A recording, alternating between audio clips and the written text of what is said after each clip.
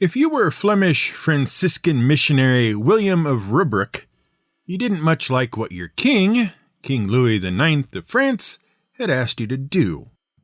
See, you and the king were on the losing end of the Seventh Crusade, except you didn't know it yet, although Louis was getting suspicious. In fact, it was probably because he suspected he was losing that you, William of Rubruck, were being asked to do what you didn't like, which was to go into the foreign land of Turkey and try to convert the foreign Tartars to Christianity. And you didn't much like foreigners, or foreign places, or foreign things. The whole suite of things to which the word foreign could be attached went pretty much against your grain in every possible way. It would have been hard for the king to have picked anyone less suitable. But at least you were Christian, which, as far as the king was concerned, was the only pertinent qualification. Naturally, once you had converted all the foreign heathens to Christianity, the next step would be to get them to weigh in on the king's side in this little Seventh Crusade thing, which, as we mentioned, Louis was beginning to suspect he was about to lose. It wouldn't work, of course. Not only because you are William of Rubruck and you turn your nose up at foreign things, which is a bad position to try to preach the good news from, but also because King Louis sent you on a 2-year trip to help out in a war he would lose in about another 8 months. See, the king was right to be suspicious. Still, off you go to convert as many Turks as you can, which, spoiler alert, turns out to be about 6. Along the way, you get to see all the wonderful sights, which you don't like, meet lots of different people whom you also don't like, and very nearly manage to starve to death, which you really, really disapprove of in a fairly extreme way. Mind you, you're about 10 years ahead of the Polo brothers' first little excursion out this way, and no one has really bothered to write anything down prior to your travels about the area, so it's not entirely your fault that you are unprepared for a journey without any real idea what to expect. You'll just have to keep track of it yourself so that later on, someone who does like foreign things can make the journey instead. Eventually, of course, you find yourself among the Mongols, as everyone traveling east at the time eventually does. And you really, really super don't like them at all, even a little. To your eye, they're rowdy, disorganized, dirty, heathen, awful, dangerous, terrible, evil foreigners of the most foreign type. Even though they do rule over various bits of what is and was the largest empire to date, by now, in 1253, the great Mongol Empire has begun to fracture a little, and so you find yourself in the lands ruled by Sartok Khan, who sends you on to his father Batu Khan, who no more wants to be converted to Christianity than his son did, and so sends you on to the Khan of Khans, Mongke Khan, in the Mongol capital of Karakorum, deep in the heart of Mongolia. And you're not very impressed with this foreign capital, being, as it is, foreign. In the book you're writing about your travels, you make sure to mention how Karakorum doesn't hold a candle to the places you know back home around Paris. How its people are all the things you've established that all foreign people are, unwashed, uncivil, etc. And that there's not one redeeming feature about any of it. Well, almost. Okay, yes, it is very cosmopolitan, but only because the very foreign Mongols have taken to finding, capturing, and keeping skilled artisans and other useful people from other countries they happen to raid with an eye toward improving their own lands, which is why you, William of Rubruck, get to meet Hungarians, Greeks, Armenians, and Georgians. You come across a Christian from Damascus, a woman from the northeast of France captured on a business trip, Basil, the son of an Englishman, and most impressively of all, a fellow Parisian named Guillaume Boucher, or William Boucher. And Boucher has made the one thing in all the Mongol Empire that has really, genuinely impressed you. It's a drinking fountain.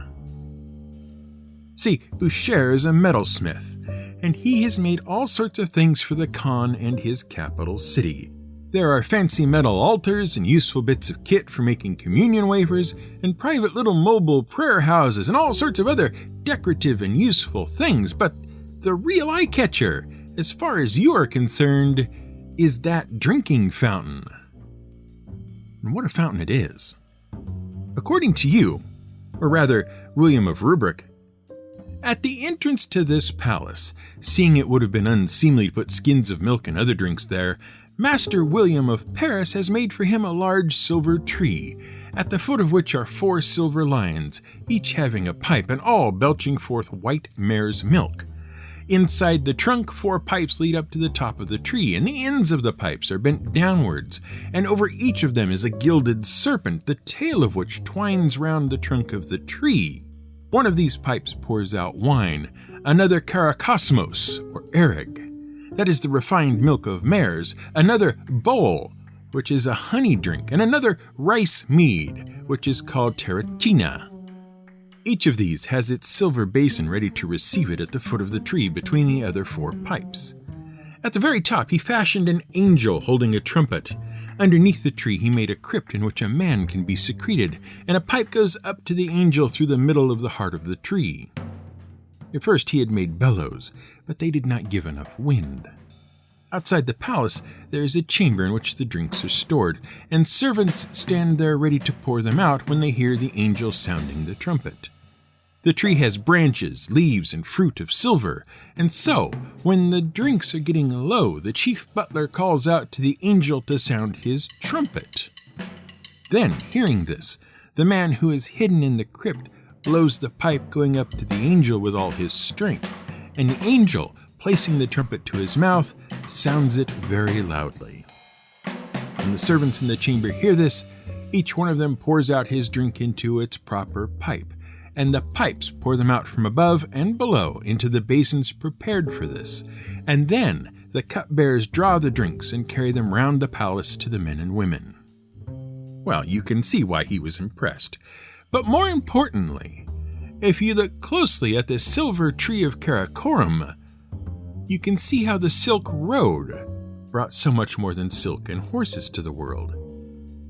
And if you look closer still, you can see how the Silk Road came to an end. Or did it? This is GM Word of the Week, and I'm Fiddleback. One of the most important things to understand about the Silk Road was not that it allowed people to trade silk for horses, nor that Marco Polo wrote about it and made it famous. While these were significant markers in the history of the Silk Road, they weren't the only things going on. Marco Polo didn't have his story written down and then suddenly everyone in the world heard about the Silk Road when they read it. People knew about the Silk Road and used it to great effect for hundreds of years before he wrote about it. Silk wasn't the only thing traded along the route, nor were horses the only thing being traded for. They were just the impetus that finally caused the eastern bits of the route to be connected up to the western bits. And it wasn't silk itself that gave China such power along the routes. It was their control of the domestication of one specific kind of silkworm that enabled them to produce more and finer silk than anyone else, and therefore leverage it into wealth and power. Once someone else learned how to do it, all that disappeared for them. The process was more important than the product. At best, these are just road signs pointing out how the Silk Road developed. They're useful to a point, but they aren't by any means the whole thing. If you want to understand more about what the Silk Road really did and how it did it, the Silver Tree of Karakorum is an excellent place to start. First, consider what Karakorum, as the seat of the Mongol Empire, had become. Genghis Khan gathered his troops for a battle against the Khwarezm Empire around 1218 CE. At the time, the Khwarezm had inherited a large portion of the former Persian Empire and were confident enough of themselves to ignore Genghis's overtures of peace by executing the entirety of a trade delegation sent by the Khan on the grounds that they might be spies scouting the place out for a possible war. When Genghis asked them to make reparations for the loss of goods and men, The local Shah refused, and the war they thought they'd stopped by killing the spies was instead brought right home to them when Genghis pulled into town with about 200,000 troops. By the time Genghis and his men reached the capital of Samarkand, the Shah was already on the run to the Caspian Sea, where he died some weeks later.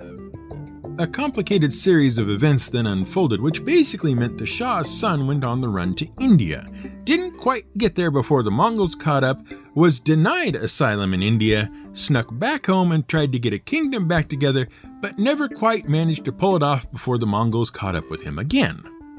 Basically, the entire Khwarezm Empire fell and was conquered because someone was afraid they might fall and be conquered.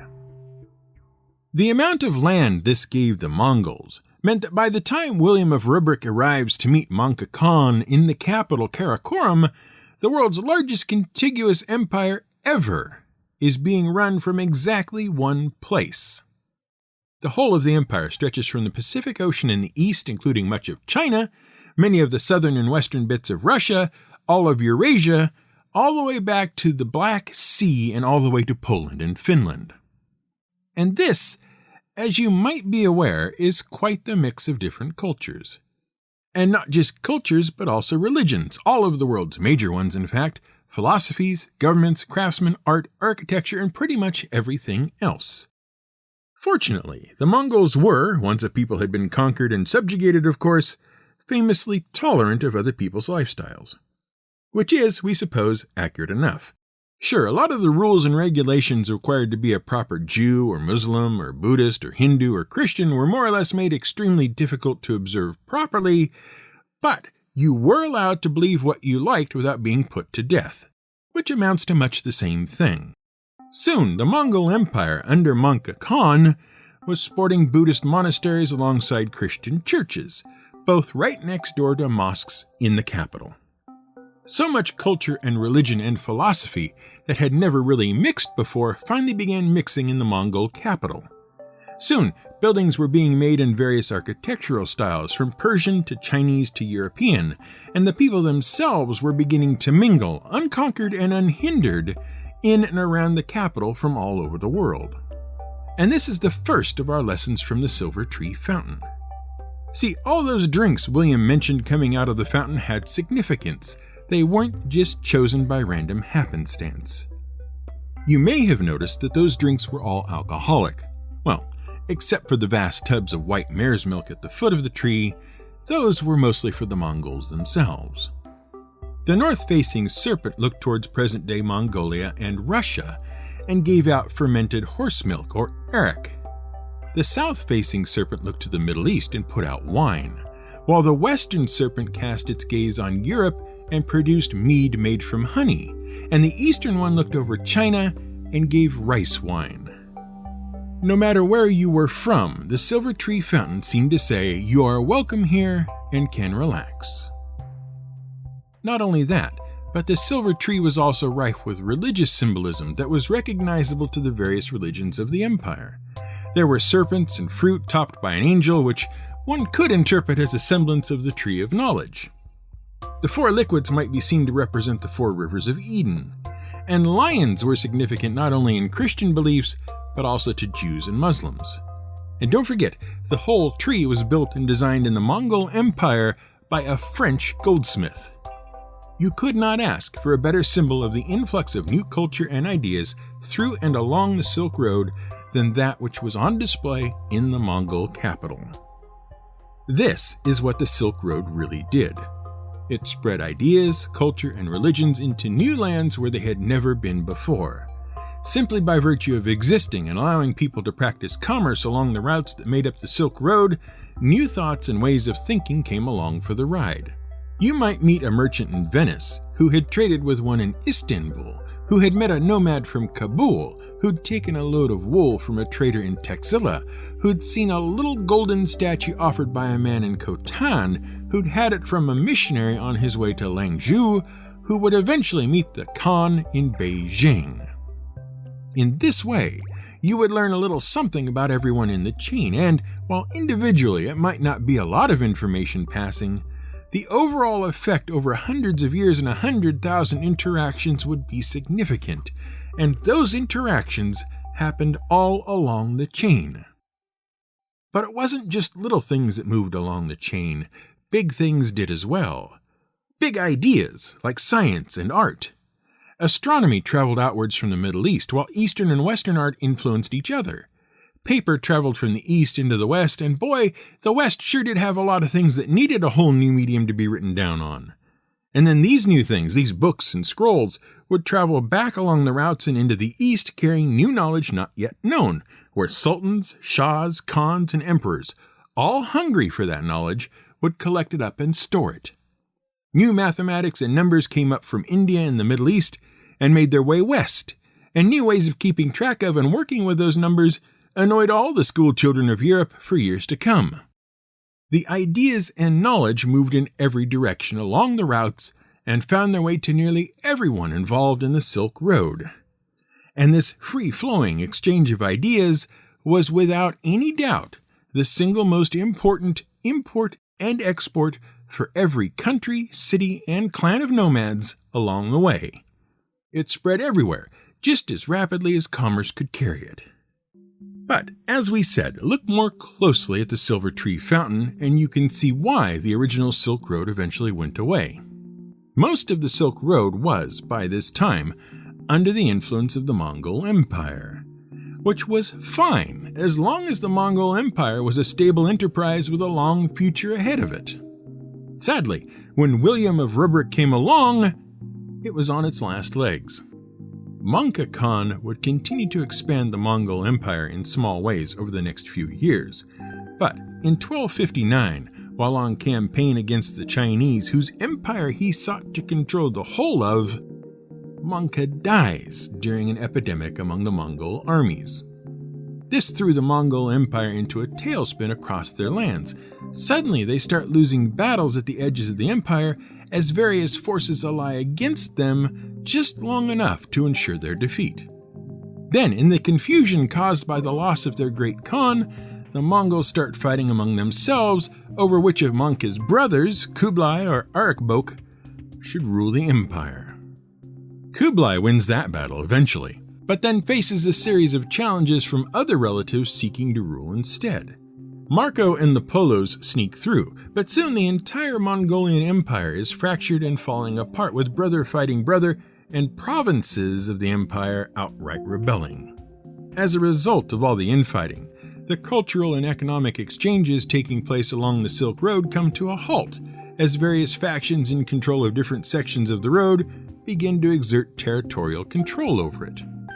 It becomes dangerous to try to transport goods along the road, and if goods won't travel, neither will people. And then 2 of the people who were watched over by the snakes on the Silver Tree Fountain show why the fountain was, in part, pointed at them. The fountain exists, in no small part, as a reminder to the Khan to keep an eye on all the parts of his realm, no matter how distant they seem, or how secure. The Russians and the Chinese notice that in their weakened state, the Mongols look a lot easier to beat, and between the 2 of them, they manage to take, over the course of a few years, the Mongol capital, effectively cutting off Mongolian access to China. Now, the goods that had traditionally come by the Silk Road through Eurasia and into Europe were looking for ways west that didn't involve having to go through increasingly dangerous territory. Which is about the time sailing and shipping really came into their own for the transportation of goods over long distances. Go back to our episode called Oars to Steam for more, but mainly it was cheaper and safer to load your goods into a boat in a Chinese port and sail the long way around to European ports than it was to risk the overland route. And so, as people shifted to sea transport, there was less and less commerce and less exchange over the Silk Road. And then, too, the plague came. See our episode. And more than a few scholars are now of the opinion that it spread along the Silk Road just like everything else had, and that all these people mixing and mingling together was what enabled the plague to spread so rapidly and so readily. It wasn't initially spread only by port-to-port contact via ships, as much as it was spread in the mix and jumble of commerce along the routes. Add all these factors up, The difficulty and danger of traversing the routes, the fall of the Mongol capital and crumbling of the empire, the subsequent restriction of Chinese trade, the advent of really serious transport by sea, and the scourge of the plague, and the Silk Road simply fell into disuse and was never restored. By the end of the 15th century, the Silk Road was done, never to be used again. Except for the fact that there had already been a lot of maritime routes running off the Silk Road for centuries, linking China to ports in the Indian Ocean, the East African coast, and through the Persian Gulf into the Mediterranean. Really, the new competition from European shipping wasn't anything new. In fact, it worked alongside the overland routes to help move goods along. China was still linked by these sea routes to parts west. The flow of ideas, particularly those of a religious nature, continued to be exchanged throughout the 16th, 17th, and even the 18th century in all the same places the Silk Road had exchanged them previously. Eurasia was still visited by various missionaries and proselytizers for a variety of religions, with Islam making inroads into portions of Tibet and China. So even as late as the 1700s, the Silk Road was still providing the means for new thoughts and new ways of belief to spread. And people were still conducting overland trade in goods along portions of the Silk Road, even though it was supposedly dead by 1500. Alliances and agreements between factions of Mongol and Chinese rulers still allowed free trade and safe passage over portions of the route long after its supposed demise. One Englishman, Anthony Jenkinson, while in Bukhara, Uzbekistan in 1558, noted that while caravans from China had been interrupted for 3 years, when the way was open and passage secure, they still managed to return with all manner of goods including musk, satin, rhubarb, and many other things. Jesuits were able to travel from Kabul to western China by joining a merchant caravan in 1603, and the Ming dynasty was still receiving missions from western princes in Beijing as late as the 1640s. Eventually, though, everything changes. The efforts of both Russia and China would see a restriction and gradual fading of the nomadic tribes that helped make the Silk Road work. The coming of the internal combustion engine would mean that animal power was less and less necessary for traversing the routes. The vehicles powered by those engines didn't need to stop as frequently or for as long, so small trading outposts would fall into disuse as they were bypassed for larger markets.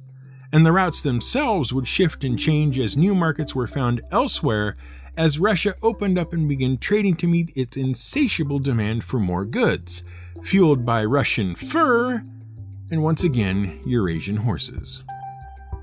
And remember the word we used way back at the beginning of this month, globalization? It's something we concern ourselves with today. The free trade of goods, ideas, and capital in an increasingly integrated global economy and the effects of it on the national identities of independent nations. Especially now that there's this internet thing. The Silk Road was where it all began, really. And as goods, ideas, religions, money, technology, science, knowledge, and more continue to move freely between nations both in physical form and over the wires of the internet, you can't really call the Silk Road dead. It just looks a bit different and is a lot bigger than it used to be.